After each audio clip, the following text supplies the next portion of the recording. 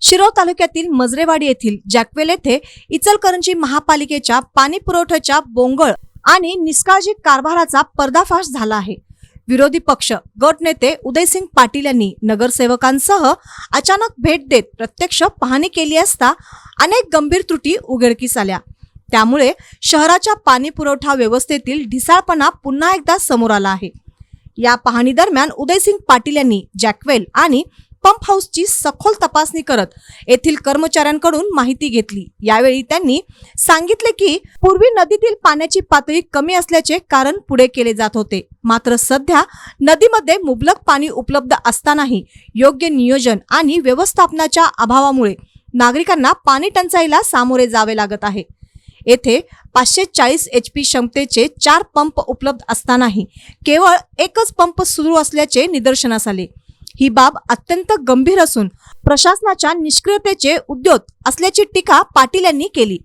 तसेच 1600 kV क्षमतेचे 2 transformers असून त्यापैकी एक जळालेल्या अवस्थेत आहे, तरीही त्याची दुरुस्ती करण्यात आलेली नाही। यावरून महापालिकेचा बेफिकीरपणा स्पष्ट होत असल्याचे त्यांनी सांगितले। कृष्णा योजनेअंतर्गत बसविण्यात आलेले एअर व्हॉल्व अद्याप बदलले गेलेले नाहीत, तसेच नवीन पाईपलाईन जोडण्याकडेही दुर्लक्ष करण्यात आले आहे।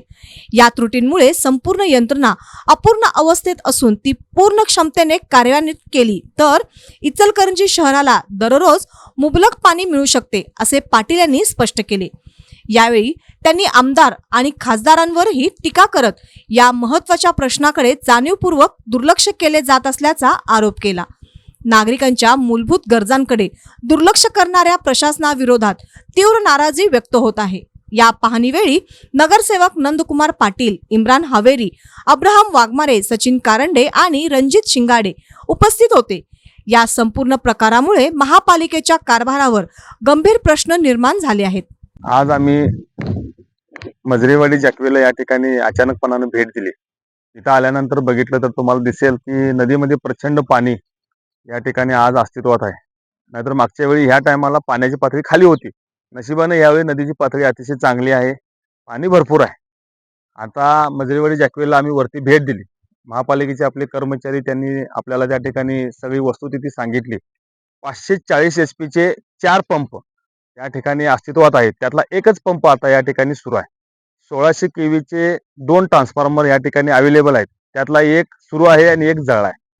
हे सगळं बघितल्यानंतर असं लक्षात येते की जी कृष्णेची योजना झाली तेव्हापासून एअर वॉल जे असतात इथून ते इचलकरंजी शहरापर्यंत ते एअर वॉल प्राधान्याने या ठिकाणी बदललं पाहिजे, जेणेकरून हे एक 540 HP चा पंप जर सुरू ठेवला पूर्ण क्षमतेनं तर त्या ठिकाणी एक दिवस आड पाणी इचलकरंजी शहराला मिळेल। आणि दुसरं एक म्हणजे दुखणं की मजरेवाडीपासून इचलकरंजी आपल्या फिल्टर हाऊस पर्यंत जी नवीन पाईपलाईन पडलेली आहे ती ह्या ठिकाणापर्यंत आलेली आहे, परंतु अजून जोडलेली नाही। त्यातलं थोडं काम अजून टाकुडे शिवडूनच्या तिथं थोडं आणि मेन रोडला थोडं राहिले, ते जर जोडलं आणि ही पाण्याची परिस्थिती आणि आपल्याकडे असणारे 540 kV चे 4 पंप ही परिस्थिती जर बघितली तर 100% आपण दिवसाला दररोज पाणी देऊ शकतोय। एक दिवस आड नव्हे, दररोज देऊ शकतोय। अशी परिस्थिती असताना प्रशासन असून दे किंवा इचलकरंजी शहरातले आमदार खासदार असून दे यांचं याकडे पूर्णतः दुर्लक्ष आहे। 5 लाख लोकसंख्येचं गाव आहे, या गावानं पाणी या विषयावर आमदारकी बदलली, खासदारकी बदलली, तरी देखील इथले लोकप्रतिनिधी आणि प्रशासन गावाला पाणी देण्यासाठी उदासीन दिसत आहेत। ही अतिशय खेदाची बाब आहे। आज बघितल्यानंतर असं वाटतंय मनाला की एवढे सगळे व्यवस्था असून देखील आपण गावाला पाणी देऊ शकत नाही। 100% आपण यामध्ये कुठेतरी आपण अपयशी ठरत आहोत।